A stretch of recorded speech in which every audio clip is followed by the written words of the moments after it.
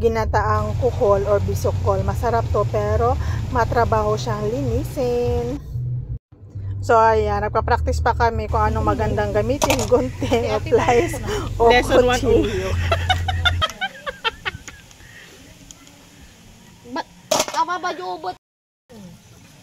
Ngayon, babrush muna namin. Medyo matagal-tagal to.